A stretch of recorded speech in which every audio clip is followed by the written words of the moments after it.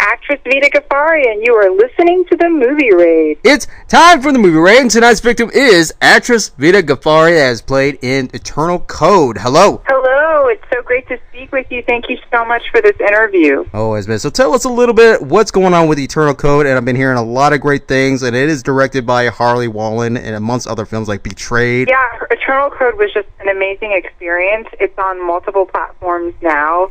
I guess the most popular one would be Amazon. It's on DVD, and I believe it might be on Amazon Prime. But that's a film I did with the fabulous and amazing Harley Wallen. He's such a talented filmmaker, such a great actor, and I was very grateful to be in that project. It was featured twice in Variety. We had a big splashy premiere at the Chinese Theater. It was just an amazing event, especially nowadays, you know, when you reflect on movie premieres, it seems like something of the past. So, yeah, I worked on that film with some great actors, Richard Tyson from Kindergarten Cop, Scout Taylor Compton from Rob Zombie's Halloween 1 and 2, Billy Worth from The Lost Boys, Ann Birch from The People on Wes Craven's The People Underneath the Stairs, Mel Novak, who was in Bruce Lee's Game of Death, and the lovely Katie Wallen, who was in Betrayed opposite John Savage. So it was a wonderful cast. Of course, Harley as well, who was amazing. It's a little bit of a horror, but I would think more so of an action crime thriller. So it was an interesting genre to work on. A lot more like point A to point B, and with some thrill and some action here and there. But what makes this one so versatile that it's won awards? Is it just because it's how the vision is perceived and not how the traditional route of things are using the elements? Harley's having a different vision for things? You know, I think because, and I don't know, I could be wrong, but I think because he's European, he's Swedish, kind of really looks at things in a different way than Americans do. And I think it was very timely because this movie, in a way, there's many different messages it conveys besides, you know, the thriller part and the bang bang part. But I think what's really compelling to this film, and I'm not saying this because I'm acting in the film, if I was a moviegoer, what I thought was interesting was it was almost like the haves and the have-nots, and it was almost like a sociological, economical take on things. Because there's this, the gist of the film is that there's this eternal life technology, and there's two companies that have developed it, and there's resistance to the merger of the companies, and that brings with it a lot of scary things and a lot of threats and a lot of kidnapping, and, you know, and the adventure begins, right? But I think what's interesting and very touching about this film is it centers on the haves and have-nots. Like, what would the 1% do if they had this technology, and how they would use it to their gain, which I think is very interesting in of itself to mention. Obviously, this was well before the pandemic, so it really cuts to our society and what matters in our society and just how people are with certain things. And is all this technology good? Are people using it for the greater good or for the greater bad? So it's kind of like this good versus evil, this have versus have not. That is what really drew me to it, in addition to other reasons, but I thought it's a very compelling storyline. Now, would you say this is like almost an accidental example, since we are in a pandemic, but like you think even conspiracy theorists would actually use this film to a degree of taking pieces of it and actually applying it to other theories that's going on? And the fact is that you're performing in it. How does that affect you in terms of the vision putting out of this example? Interesting you mentioned conspiracy theorists. I'm of Persian descent, and there's a lot of Iranian conspiracy theorists, and I think a lot of it stems, without making this a political discussion, or a historical one, is there was a coup in Iran in the 1950s. And after that coup, not everybody, but a lot of people of my ethnicity are really into conspiracy theorists. So when this film came out, I played a scientist, and in Iran, here as well, of course, my dad was a very well-known scientist, and scientists that are Iranian are treated like Michael Jordan or Kobe Bryant. They're very well-revered. They're just treated amazingly. It's not like how it is in this country, unfortunately. They're rock stars. I think what was very interesting is a lot of Iranians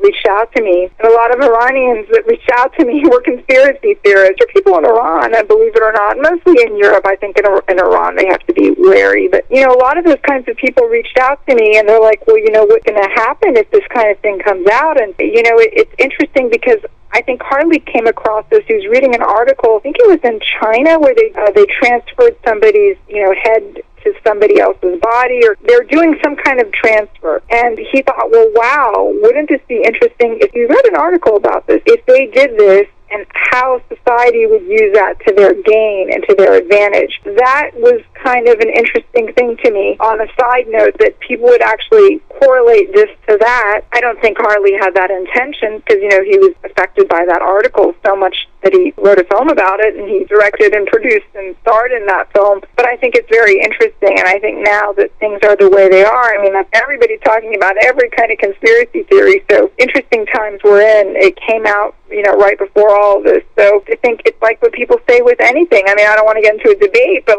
there's, people are saying that about the vaccine, or people are saying, how some people are just protected opposed to those that are out in the forefront and they have to take certain jobs and they're essential workers. So it can cut across many different socioeconomic lines, if you will. And I think that's what this film does. It kind of illustrates what happens in this kind of society. And they show different pockets of society. They show, the really wealthy, and they show the real downtrodden. So that was a wonderful experience. And, playing a scientist was a great experience. And I think Harley gave me a gift in that after that, I started playing a lot of smart women. It kind of opened the door to play scientists, and I'm going to play like a lawyer lady and a businesswoman, and it's just opened a lot of interesting doors for me. And then soon after, I played a scientist in another film, Los Angeles Shark Attack, which is Dustin Ferguson's film. He's a well-regarded horror filmmaker. He's made over 70 films, and he's still in his 30s.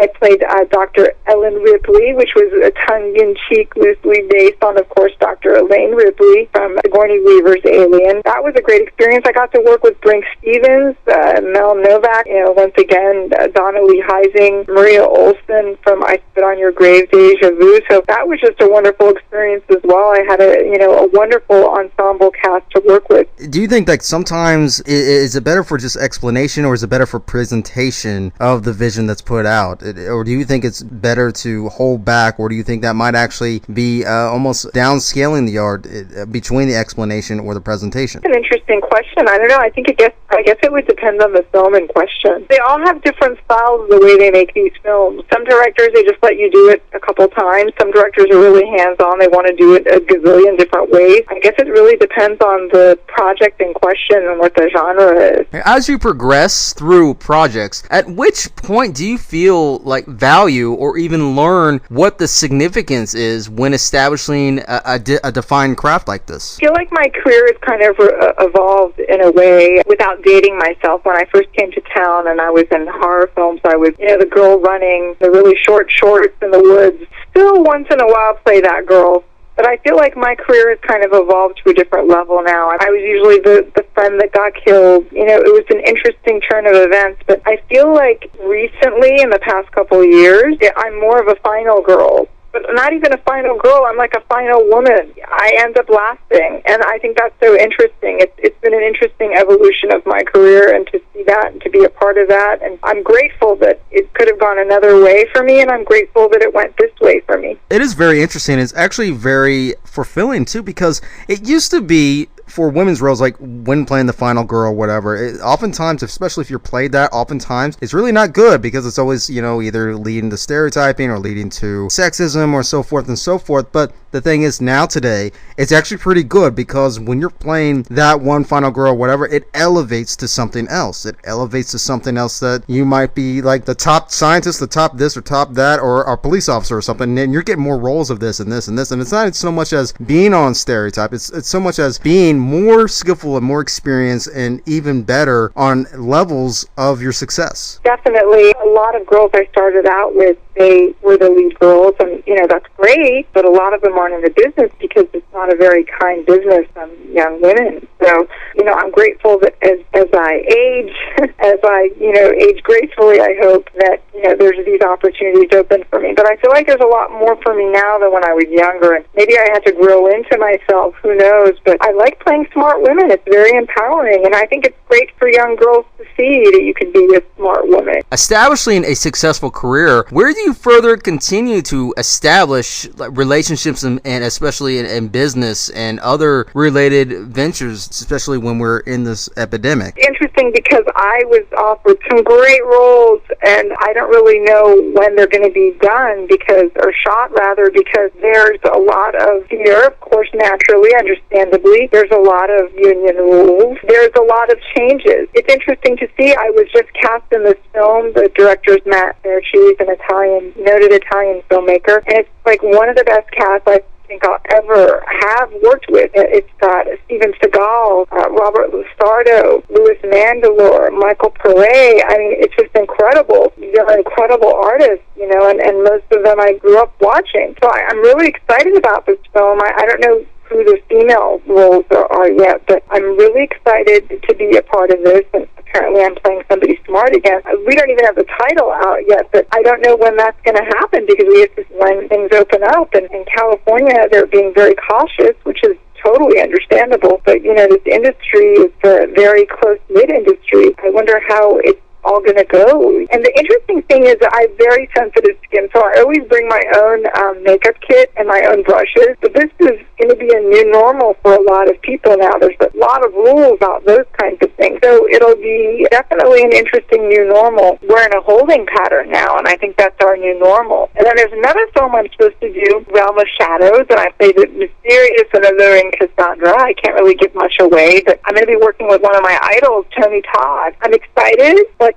great breaks for an actress, but I just don't know when it's going to happen. I'll be ready when it happens. I guess we just got to wait it out and see. Especially when studios are going to be, when they do reopen, they're going to be changing things up and really, really limiting down things, especially with the crew. It's going to be a whole new world trying to work within a film, especially when you're used to the traditional ways, filmmaking especially, and still be used as an example. How do you make your craft still acknowledged and even protected from these changes despite this? How do you actually get that used as an example out there still, even though this is like extreme limitations? You know, I think there's going to be a lot of caution. I've been reading the trades, and I think they said they're going to do the thermometer check. Of course, some people don't have a fever and they have symptoms, but I think films that I work on, I think it's much different for people at the studio and network television level, because those are really big sets, and there's, you know, lots of people on those sets. I think it's different with horror films. Some of these films, though, have some noted actors, so there could be bigger sets. I think there's just going to be a lot of precautions, and there's going to be, you know, teams of people monitoring this. So I guess we just do the best we do. I think a lot of us are going to be so grateful for the opportunities to be back on a set. It's like so unreal for us right now. I mean, it'll be